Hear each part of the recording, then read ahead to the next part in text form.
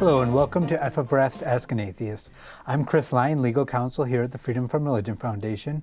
And a couple weeks ago, we took a look at a few alarming executive orders President Donald Trump had issued to begin his second term. Today, we're going to be taking a closer look at two executive orders he signed since then, cracking down on what his administration is calling anti-Christian bias. Joining me to discuss what this all means is Ryan Dudley, our state policy manager. Hey, Chris. Good to be here.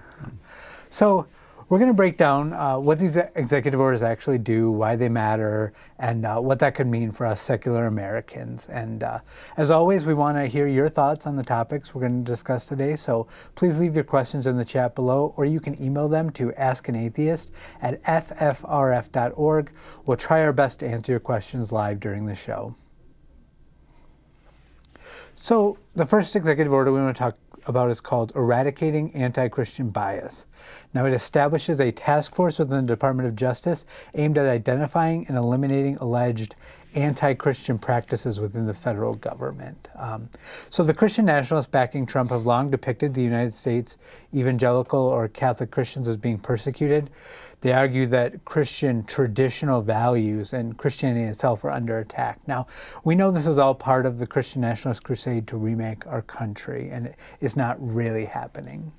Yeah, the task force is ordered to identify unlawful policies, practices, or conduct by all executive departments and agencies and recommend additional presidential or legislative action.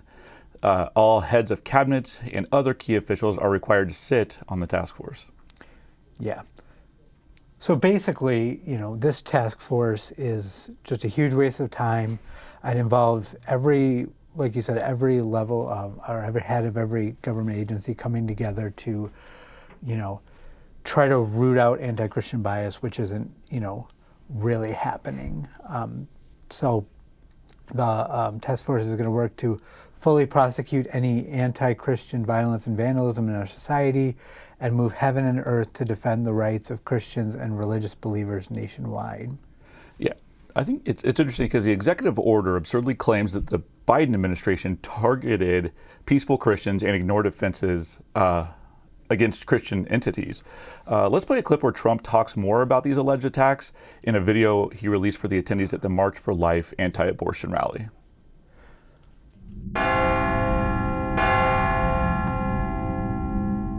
Under my leadership, a reformed Department of Justice will finally investigate the radical left attacks on churches and crisis pregnancy centers, and we will bring perpetrators to justice. I will also end the weaponization of law enforcement against Americans of faith, and I'm releasing the Christians and pro-life activists who were persecuted by the Biden regime for praying and living out their faith. I just signed that document. Never again will religious persecution be allowed to happen in America, because your mission is just very, very pure, to forge a society that welcomes and protects every child as a beautiful gift from the hand of our Creator.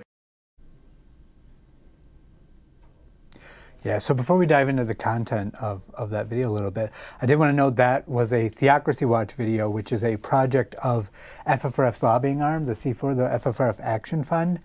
It's a sort of a new project that the C4 is doing, putting together things involving Christian nationalism and working as a warning system. So that's something that people could be on the lookout for as we go forward, videos and clips and things like that from Theocracy Watch if you follow our Action Fund or anything like that. Regarding the actual content there of that video, the peaceful Christians that Trump pardoned were actually illegally blocking access to abortion clinics. 9 of those pardoned had forcefully entered a clinic and set about blocking 2 doors to the medical facility using their bodies, furniture, chains, and ropes. One of them, Lauren Handy, she was the leader, actually had 5 fetuses in her home when she was arrested. And that was a person who was pardoned by Trump for anti-Christian bias, and pretending that they were doing something wrong. So yeah, I think that kind of just gives you the vibe of what's going on here. Basically, Christians under the Biden administration sometimes got in trouble for breaking the law. Yeah. So, with these protesters who broke the law, other situations, and I think that's really what the issue is that Christians sometimes face consequences for their actions, and that's what Trump means here with this anti-Christian bias task force. It's about Christian privilege and allowing Christians to get away with violating the law as long as they're doing it because of their Christian faith. And that's one thing I wanted to point out too, is they were breaking secular laws, right? They weren't breaking the law of being Christian. I think that's an important, I mean, I'm sad I have to make that point because it's not really a deep dive in there, but the fact is they were breaking existing laws. They were not arrested for being Christian. I just want to tell you. Yeah, so we can go ahead and just dive into a little bit of the specifics from the executive order. So, it says in the executive order, Catholic churches, charities, and pro-life centers sought justice for violence, theft, and arson perpetrated against them, which the Biden Department of Justice largely ignored. After more than 100 attacks, the U.S. House of Representatives passed a resolution condemning violence and calling on the Biden administration to enforce the law. There's no doubt that throughout time, like, churches get vandalized. I mean, just like everything else. And obviously we're not fans of that.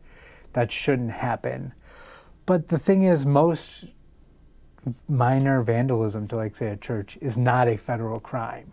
Right. So it actually makes sense that the Biden administration was not going after that. You know, that's for state and local law enforcement. I can tell you that as a lawyer, that's the issue there, is that's you wouldn't expect the administration to be taking a lot of action. Now, if something rose to a serious level, terrorism, maybe a string across multiple states, like some big federal level crimes, then you would expect some action. But you really wouldn't expect vandalism to rise to a federal level. So obviously that's a lie in the executive order to make it seem like, oh, there is bias against Christians because sometimes churches get vandalized, and that's just not true. Right. And like you said, it's nothing we condone, and I think that Trump knows that the Biden administration is not prosecuting state crimes for vandalism and things of that nature. He just wants to portray this image that Christians are being persecuted. So let's go ahead and take a look at a little bit more from that order. Yeah, so to see here, the Biden Department of Education sought to repeal religious liberty protections for faith-based organizations on college campuses. The Biden Equal Employment Opportunity Commission sought to force Christians to affirm radical transgender ideology against their faith. And the Biden Department of Health and Human Services sought to drive Christians who do not conform to certain beliefs on sexual orientation and gender identity out of the foster care system. The Biden administration also declared March 31st, Easter Sunday, as Transgender Day of Visibility. So just a bizarre list of random, anti-Christian things here. So for the first one, important to note, religious discrimination is already prohibited under the law. So his implementation of that, Biden's changing of the rules doesn't change that. The new Trump rules allowed religious student groups to discriminate against vulnerable and marginalized students. So basically, what he's talking about is a lot of colleges put in place rules to say, like, hey, you can have a Christian group on campus. We're not going to give you funding, though, if your Christian group doesn't allow LGBTQ people to participate, things like that. That's what we're talking about here, and that's what they're referring to as anti-Christian bias here in this scenario for that. It's just saying that you can't make Christians be nice to everyone and follow secular rules, once again. These are rules that everyone would follow. It doesn't matter whether you're a religious group, what kind of student group you have. Colleges will say any student group, must allow women to serve in leadership, must accept LGBTQ people, things like that. And they're saying that it's anti-Christian bias to not allow Christians to be exempted from those rules. And that's really what that part is getting at. Yeah, they're not allowing Christians to discriminate and be hostile toward others. Right. Which just identifies that this is, once again, all about Christian privilege and taking Christian beliefs and putting them over the rights of everyone. Right. And as far as HHS simply wanted to make sure agencies receiving taxpayer funds honored kids' names and pronouns and just simply respect LGBTQ kids who may be placed in their care. Right. So that's referring to the foster care part where they're basically saying, we're going to make sure that foster parents will take care of LGBTQ kids if we give them to them. And that, once again, is being considered bias by the administration. They're saying, like, oh, you can't make sure that these Christians are, good people, or will treat LGBTQ. You can't look into that. They're saying that's anti-Christian bias, and obviously it's not. To address the last one, I think we in several ways addressed it, but Transgender Day of Visibility is March 31st. That's occurred for the past 15 years. That's always been the date. In 2024, that March 31st coincided with Easter Sunday. So this was not some special attack by the Biden administration to, put the Trans Day of Visibility on Easter in order to somehow send some message to Christians or something. It just is a complete coincidence that obviously they took as an affront for some reason. And so that really just kind of goes along with everything with this executive orders, which is that there's a mixture of lies, misconstruing facts, and just trying in every way to privilege Christians and to make it sound like Christians aren't already privileged in our society when we know that they are. The executive order has nothing to do with anti-Christian bias. It's got everything to do with pandering to Christian nationalists, which, and I say specifically Christian nationalists to not say Christians, because when Trump was confronted in January by a reverend who asked him to have mercy upon the people in our country who are scared now, including LGBTQ children, he attacked her Christian faith and attacked her personally. I think a lot of people saw that. It was in the news. And Trump, did a truth responding to that, saying the so-called bishop who spoke at the National Prayer Service on Tuesday morning was a radical left, hardline Trump hater. She brought her church into the world of politics in a very ungracious way. She was nasty in tone and not compelling or smart. She failed to mention the large number of illegal migrants that came into our country and killed people. He gets into the giant cry. He said she's not very good at her job. She and her church owe the public an apology. So that is the President of the United States going after a Christian for what she said in her church during a sermon. Mm-hmm. And he's pretending that the Biden administration was doing anti-Christian bias. So that also just shows, too, that it's not Christianity even specifically that he wants to privilege. It's very specifically Christian nationalism and this extreme form of Christianity found within the administration. So Christians who want to help people, we're seeing this all across the country, and we're seeing with all the things that are going on. USAID funds a lot of Christian groups that do, refugee services, provide services around the world, feed people, things like that. They've all lost all their money and funding and have been taken down. Now, if the Biden administration had removed funding from these Christian groups trying to do service work around the world, obviously that would have made it into this executive order as some sort of anti-Christian thing. But because this administration is doing it, that's fine. So, I think we all know that this is lies. This is not on the up and up, but it's just very clear that that's what this is about. And it wasn't the only thing he did. On the same day that Trump signed his anti-Christian bias executive order, he signed another one establishing the White House Faith Office, which will be led by televangelist Paula White. Now, if you're not familiar with Paula White, we're going to play a clip from her prayer service she led in 2020 in an effort to secure Trump's re-election. Strike and strike and strike and strike and strike and strike and strike and strike and strike and strike until you have victory. For every enemy that is aligned against you, let there be that we would strike the ground, for you will give us victory, God. I hear a sound of abundance of rain. I hear a sound of victory. The Lord says, it is done. For I hear victory, victory, victory, victory in the corridors of heaven. In the corridors of heaven, victory, victory, victory, victory, victory, victory, victory. For angels are being released right now. Angels are being dispatched right now. Hamanda aka ata raka teda baka sanda ata ambo osa kata rite eke banda ata rike didi ashata. For angels have even been dispatched from Africa right now. Africa right now. Africa right now. From Africa right now. They're coming here. They're coming here. In the name of Jesus. Angelic forces. Angelic reinforcement. Angelic reinforcement. Angelic reinforcement. For I hear the sound of victory. I hear the sound of victory. I hear the sound of victory. Yeah. Sorry for subjecting you to that, but I do want to note that was just a small snippet of that prayer service. I think you get the idea of the type of person we're dealing with here. Yeah, that small snippet was enough. I think that's like an SNL skit. I think just ready for the making if it would have come on a while ago. But anyway, after that executive order was signed, a group of faith leaders were seen worshiping just outside the Oval Office. And let's play that clip.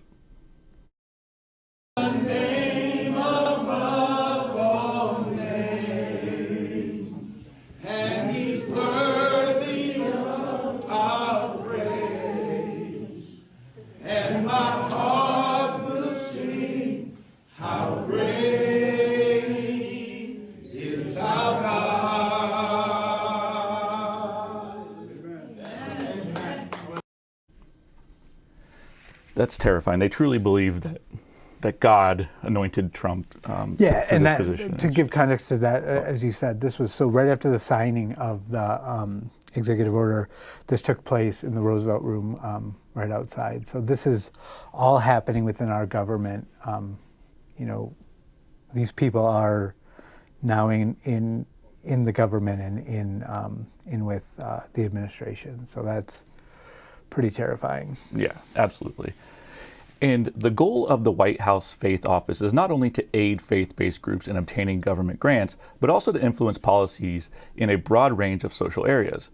This is a clear signal that the White House appears to favor funding faith-based programs related to adoption and foster care, and that faith-based groups that discriminate against LGBTQ clients and et cetera will still be able to receive government grants. Yeah, so you could see, you saw that picture there of them all praying when they signed the executive order. And yeah, I guess to sum up what this faith office is going to be is it's just going to be an office trying to make sure that money in our funding goes to religious groups. It's going to be basically Christians are going to have an advocate for Christianity and for funding Christianity right there in the White House. They're not going to have to rely on all these Christian groups we're always dealing with to come and advocate, and try to get the government to do what they want. That advocacy is going to happen from within the White House, and it's absolutely terrifying. Yeah. This is really bad, But this is what we expect. Trump, as he promised his Christian evangelical base, is taking steps to redefine and weaponize religious liberty to allow discrimination in the name of religion and the privileging of Christianity. The U.S. Constitution guarantees freedom of religion and a secular government, not special privileges for any one faith. So Trump's executive orders are nothing more than a political ploy to advance Christian nationalism and to undermine the separation of church and state. And what we're going to do here at FFRF is we are going to be monitoring the implementation of this order in the coming months, and we're going to work on behalf of all Americans to oppose this unconstitutional overreach and demand that the government uphold its duty to remain neutral on matters of religion. Because as we know, the First Amendment protects against both religious persecution and religious favoritism. So we're going to do what we can. Unfortunately, because of the nature of these orders, this is not something, people have asked about this, is not something you can just sue about. We can't just file a lawsuit right now that these executive orders came out and stop them in that way. So the only way we will be able to take action is once we see what does that look like on the ground. What are the effects of it? Is funding going to religion in a way that it shouldn't be? Are specific groups being privileged? Are non-Christian groups being discriminated against by the government? Things like that. So unfortunately, we can't just sue in the face of these executive orders. We're just going to have to keep an eye on what actually happens. And obviously, we encourage people to reach out to us if they learn about anything, if they have any interactions with the government where it seems like the government is favoring Christianity and discriminating against them because they're not a Christian. We're definitely going to keep an eye on that. So yeah, I think just personally, I work in advocacy, so I think the best way to kind of advocate and fight against these is to shine daylight on what's really happening. Trump has obviously posted his narrative and what he wants everybody to believe, and quite frankly, it's not the dumbest plan, because he's, look how persecuted you are, let me help you up. And it's basically, religious favoritism. So the best way to combat these executive orders and this rise of Christian nationalism that we are seeing coming straight from the White House, I think is just, like I said, shine a little bit of daylight on it, and just expose it for what it is. Yeah, I think you're right. And I think that's also especially important right now because there's just so much going on that a lot gets lost. Yep. There's just a new crisis every single day. And so, it's our job here at FFRF to really focus on these religious executive orders and to focus on the separation of church and state-based issues, and allow other groups like the ACLU to handle the many other fires that come up each time. So we're going to really focus in hard on these things that specifically pertain to us, and to work to protect the rights of non-believers, atheists, agnostics, and everything here. So we'll see if we get any questions. Yeah, kind of in line with what we were kind of just talking about. Someone asked, what can I do to help? And so you had kind of gotten into that, but I don't know if you have any more elaboration on what we can do at this point. Yeah, so, what can we do to help as far as executive orders and and all this stuff. That's kind of a large question. But yeah, I think I would just kind of circle back to the point of point out these egregious, like, unconstitutional violations where you see them. If you see, if you somehow come across a minority religious group being persecuted against or discriminated against, say something. If you see something that is questionably unconstitutional, send it our way. Let us know, and we will certainly look into it and handle those. Do you have any other advice? No, I mean, I think that's, like I said, it's unfortunate. We're going to have to wait and see how this plays out. Whether there will be serious issues. I guess I can answer one of the questions while I go deeper into this. We have some kind of along the similar veins, like, will this order protect all churches, or will it prefer evangelical churches? How are these executive orders likely to affect me? And so those both kind of align with what I was about to say, which is, we don't really know at this point what this is going to mean.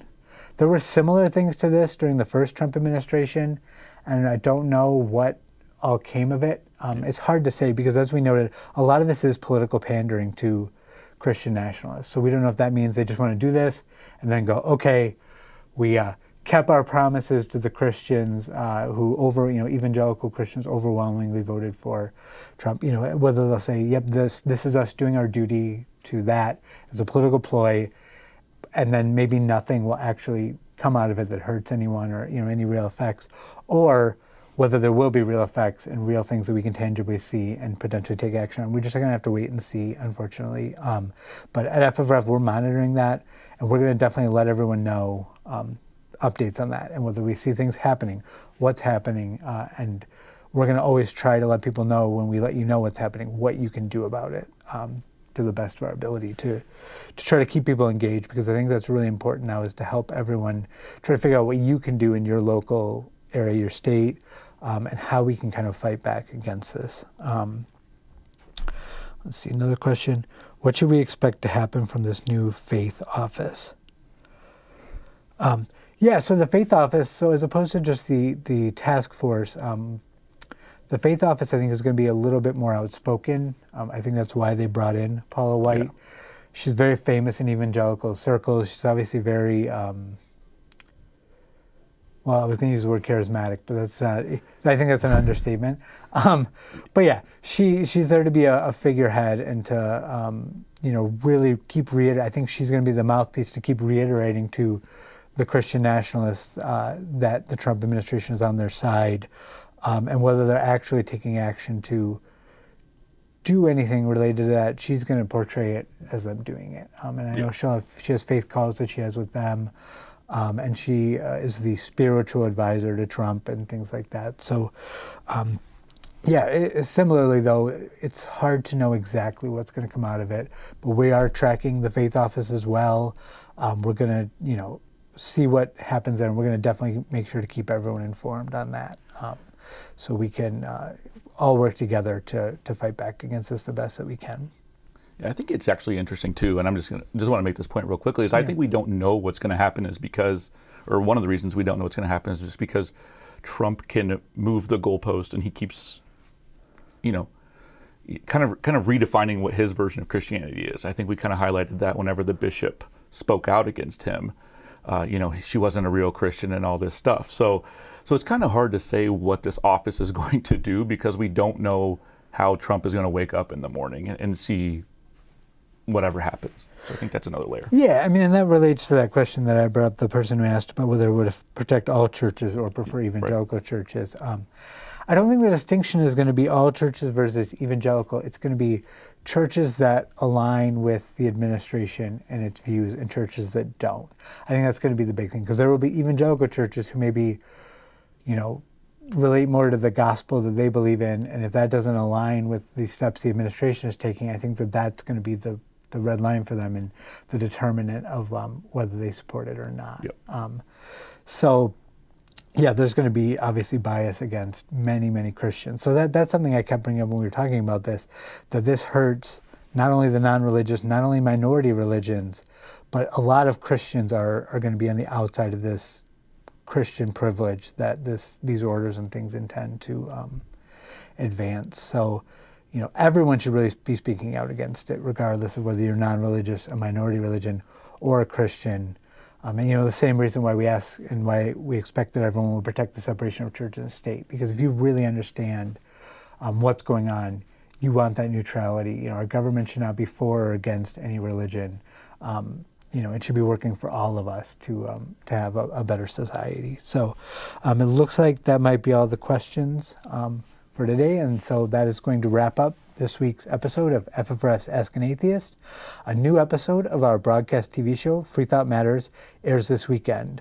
FFRF co-presidents Annie Laurie Gaylor and Dan Barker will speak with Gareth Gore, a financial journalist who found himself covering a secretive right-wing cult within the Catholic Church that's influencing governments around the world.